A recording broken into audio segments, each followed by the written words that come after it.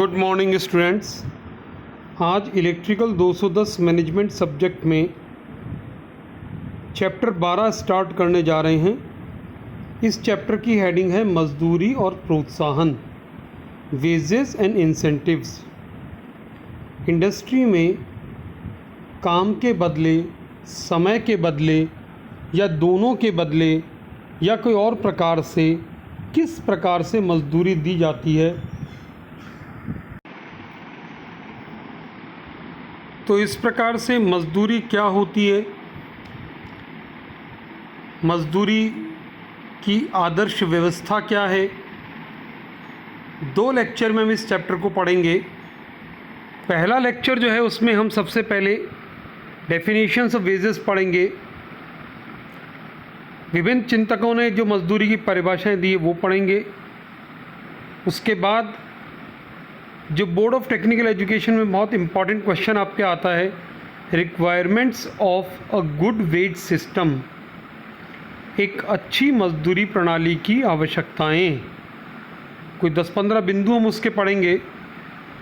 उसके बाद में 4 तरह के वेज पेमेंट सिस्टम इस लेक्चर में हम पढ़ेंगे, यानी मजदूरी भुगतान प्रणालियां पढ़ेंगे। समय आधारित मजदूरी प्रणाली, कार्य आधारित मजदूरी प्रणाली, मिश्रित मजदूरी प्रणाली और टेलर की भिन्नक मजदूरी प्रणाली। परिभाषाएं हम देखें तो Benham, Hanson, McConnell, J R. Turner, इनकी परिभाषाएं आपकी स्क्रीन पर हैं। A wage may be defined as the sum of money paid under contract by an employer to worker for services rendered.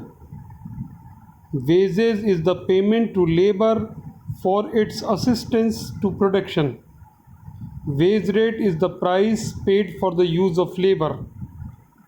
A wage is price, it is the price paid by employer to worker on account of labor performed. ये विभिन्न चिंतकों की परिभाषाएं हैं। अब हम देखें requirements of a good wage system, एक अच्छी मजदूरी प्रणाली की विशेषताएं, यानी मजदूरी कैसे दी जाए, समय पर आधारित हो, कार्य पर आधारित हो, दोनों पर आधारित हो, प्रोडक्टिविटी पर आधारित हो, एब्सेंटिज्म को कम करने वाली हो, फ्लेक्सिबल हो, आसान हो, सरल हो, समझने में स्वीकार्य हो, और उसकी क्या खासियत होनी चाहिए। गणितीय कार्य कम से कम हो, लिपिकीय कार्य कम से कम हो, और उसकी क्या खासियत होनी चाहिए, इन सबको हम देखने जा रहे हैं। तो पहली विशेषता यहाँ लिखिए, न्यूनतम मजदूरी की गारंटी। अच्छी मजदूरी प्रणाली वो होती है जो प्रत्येक मजदूर को एक निश्चित समय अंतराल के पश्चात एक निश्चित राशि, न्यूनतम राशि जरूर प्रदान करती हो, ताकि उसका जीवन यापन हो सके, भरण पोषण कर सके। सबसे महत्वपूर्ण विशेषता, कुछ भी हो न्यूनतम मजदूरी की गारंटी तो होनी ही चाहिए। मजदूरी प्रणाली समझने में सरल और आसान होनी चाहिए। It should be simple and easy to understand. मजदूरी प्रणाली नियोक्ता और श्रमिक दोनों के लिए न्यायपूर्ण होनी चाहिए। Must be justifiable to both employees and employer, दोनों के लिए न्यायपूर्ण। इतनी कम न हो कि मज़दूर का जीवन यापन भी न चल पाए, इतनी ज़्यादा भी नहीं हो कि नियोक्ता को फैक्ट्री बंद करने की नौबत भी आ जाए। नियोक्ता और श्रमिक दोनों का समर्थन और स्वीकार्य, must be supported accepted by both employer as well as employees, दोनों को स्वीकार्य हो। मजदूरी का उत्पादकता से सीधा संबंध हो, उत्पादन से नहीं, उत्पादकता से। इंग्लिश में कहते हैं wages must be related to productivity not production. ये 2 शब्द हैं, प्रोडक्शन और प्रोडक्टिविटी। थोड़ा सा आइडिया दें एक उदाहरण से। प्रोडक्टिविटी आउटपुट अपॉन इनपुट है। मान लीजिए एक कंसर्न में 10 यूनिट बनते हैं 1 लाख रुपए में। किसी फैक्ट्री में कोई भी चीज़ 10 की मात्रा में बन रही है, लागत 1 लाख रुपए आ रही है। अगले महीने 11 इकाई बनती है उसी 1 लाख में, इनपुट सेम है, आउटपुट बढ़ गया प्रोडक्टिविटी इंक्रीज्ड। उसके अगले महीने मान लीजिए 11 ही इकाई बन रही हैं और फिर 90,000 में बन गई, तो अब आपके आउटपुट से में इनपुट कम हो गया, यानी कि productivity is set to be increased when output remains constant, input decreases, और input remains constant, output increases. Merely production increases doesn't means productivity increases, ठीक है ना। केवल उत्पादन बढ़ना उत्पादकता बढ़ना नहीं है, ठीक है। तो मजदूरी का संबंध उत्पादकता से होना चाहिए। न्यूनतम लिपिकीय कार्य होना चाहिए, minimum clerical work, file movement कम से कम हो, फाइलिंग प्रोसेस कम से कम हो, बहुत ज़्यादा नोट शीट, बहुत ज़्यादा paper work, that should be minimum. सामग्री का अपव्यय न हो, औजारों का, उपकरणों का, मशीनों का लापरवाहपूर्ण यदि उपयोग होता हो तो इसको रोकने में मजदूरी प्रणाली सहायक सिद्ध होनी चाहिए। कोई भी मटेरियल का वेस्टेज ना करे, कोई भी जानबूझ करके गलत मशीन ना चलाए, मशीन का गलत तरीके से उपयोग ना करे, औजार को गलत तरीके से काम में ना ले। अगर ऐसा पाया जाता है तो मजदूरी स्वरूप उसको दंड मिलना चाहिए, जो उसका दंड होता है। तो मजदूरी प्रणाली में ऐसा होना चाहिए।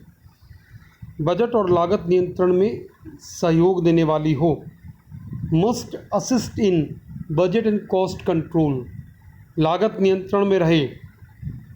नेक्स्ट, जो भी स्टैंडर्ड यूज़ करें, मानक यूज़ करें, वो सब समय और गति अध्ययन पर आधारित होने चाहिए। Whatever standards are being used must be based on time and motion study. अर्जित मजदूरी पर कोई प्रतिबंध नहीं होना चाहिए, कितना कमाएं कोई लिमिट नहीं होनी चाहिए। सुपरविज़न में सहयोग मिलना चाहिए, प्रभावी सुपरविज़न में। टीम भावना जागृत करने में सहायक हो, मस्ट इंक्रीज टीम स्पिरिट। श्रमिकों के हेर फेर को कम करने वाली हो, लचीली हो, फ्लेक्सिबल हो, अनुपस्थिति को कम करने वाली हो, मस्ट रिड्यूस एब्सेंटिज्म।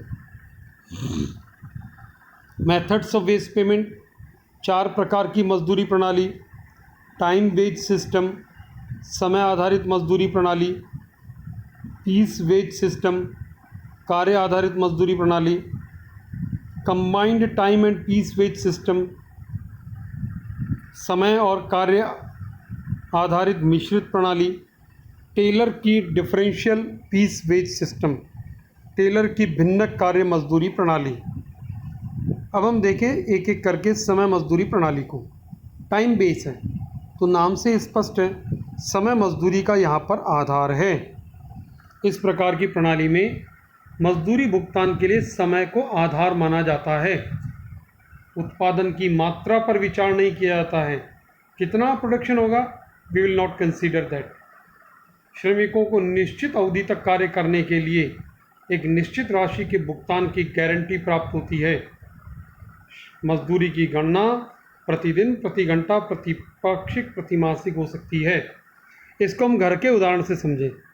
मान लीजिए दिवाली के टाइम में हम कलर वगैरह कराते हैं, तो पर डे बेसिस पर हम जिसको बुलाते हैं ईमानी पर काम करना, उसमें कितना काम हुआ इस पर महत्वपूर्ण नहीं होता है।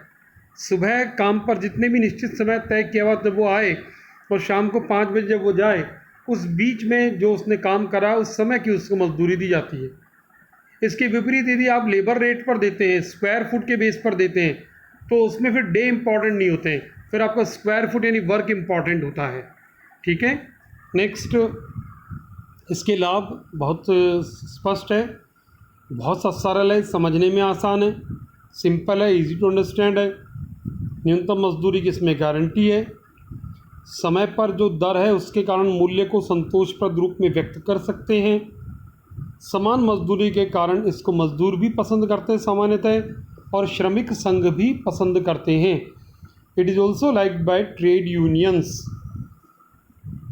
मशीन को जब आप आराम से काम में लेते हो तो मशीन का दुरुपयोग नहीं होता है, और मशीनों का कोई ब्रेकडाउन भी हो जाए तो मज़दूरों की मजदूरी पर, अर्जित मजदूरी पर कोई प्रभाव नहीं पड़ता है। इसकी हानि बहुत स्पष्ट है। जो परिश्रमी श्रमिक हैं वो इससे प्रोत्साहित नहीं होते, मोटिवेटेड नहीं होते हैं। दक्ष व्यक्ति भी धीरे धीरे काम करने का आदी हो जाता है। उत्पादन की लागत बढ़ जाती है, प्रोडक्शन कॉस्ट इंक्रीज हो जाती है। उत्पादन की मात्रा को बनाए रखने के लिए अच्छे सुपरविज़न की आवश्यकता होती है, बेटर सुपरविज़न रिक्वायर्ड।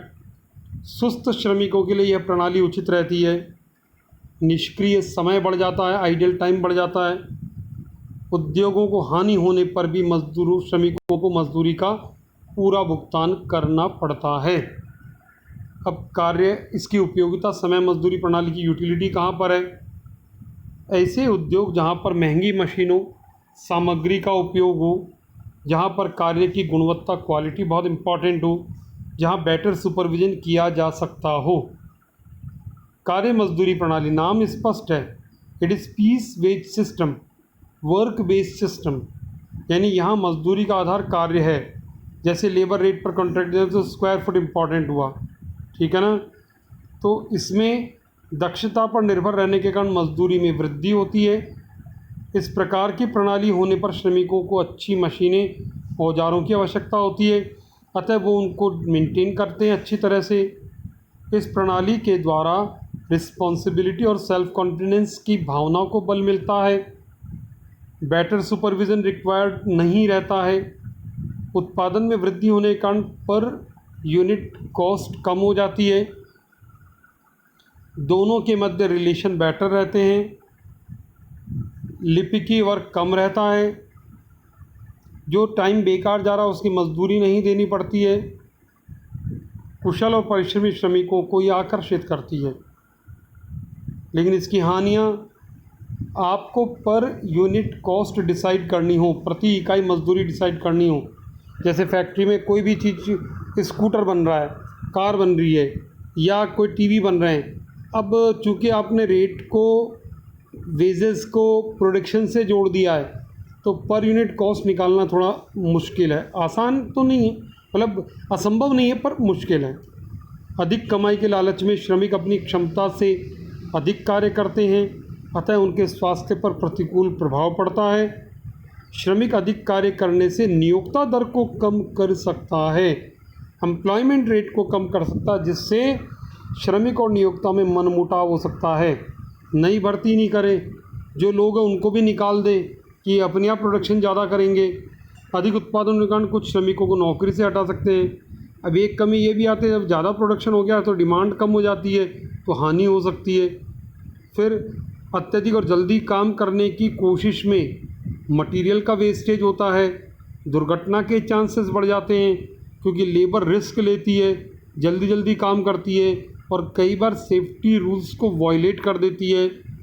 इस प्रकार की प्रणाली में कोई न्यूनतम मजदूरी की गारंटी भी नहीं है, और सबकी मजदूरी अलग अलग यदि होगी तो मजदूरों में एक दूसरे में द्वेष की भावना उत्पन्न हो सकती है। समय तथा कार्य मजदूरी की मिश्रित प्रणाली,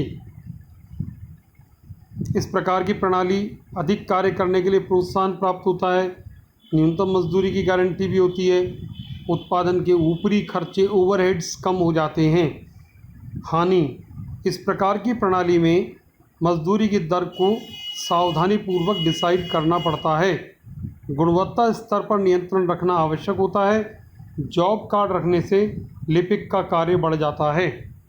अब टेलर की भिन्नक मजदूरी प्रणाली, इस प्रणाली में समय तथा गति अध्ययन के आधार पर मानक उत्पादन की न्यूनतम मात्रा का लक्ष्य निश्चित कर दिया जाता है।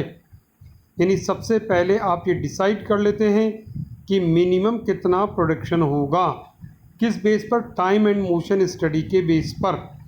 अब कोई भी श्रमिक या तो स्टैंडर्ड प्रोडक्शन करेगा, स्टैंडर्ड टाइम में करेगा, या स्टैंडर्ड प्रोडक्शन से ज़्यादा करेगा, या स्टैंडर्ड टाइम से पहले करेगा, तो उसके हिसाब से आप उसको रेट देते हैं, उसको मजदूरी प्रदान करते हैं। जब श्रमिक मानक या उससे ज़्यादा प्रोड्यूस करता है तो उसे हायर रेट की वेजेस देते हैं। जब उत्पादन लक्ष्य को प्राप्त करने में असफल रहता है तो दंड स्वरूप निम्न दर पर मजदूरी दी जाती है। लाभ, इसमें अधिक उत्पादन के लिए प्रोत्साहन होता है, उच्च श्रेणी के श्रमिक आकर्षित होते हैं, उत्पादन में वृद्धि होने से लागत घटती है, न्यूनतम मजदूरी की कोई गारंटी नहीं होती है, श्रमिकों में आपस में दुश्मनी हो जाती है, दक्ष और कुशल श्रमिक भी अधिक उत्पादन समर्थ होते हुए भी कार्य नहीं करते हैं। इस प्रकार से हमने इस चैप्टर के पहले लेक्चर में मोटे मोटे तौर पर 3 चीज़ें पढ़ी। मजदूरी की definition, requirements of a good wage system, 4 प्रकार की मजदूरी प्रणाली, चारों मजदूरी प्रणाली के फीचर्स, लाभ और हानि, यानी उनके लक्षण, लाभ और हानि देखी। अगले लेक्चर में हम विभिन्न प्रकार के वित्तीय और अवित्तीय प्रोत्साहन पढ़ेंगे। Financial and non financial incentive plans पढ़ेंगे। धन्यवाद।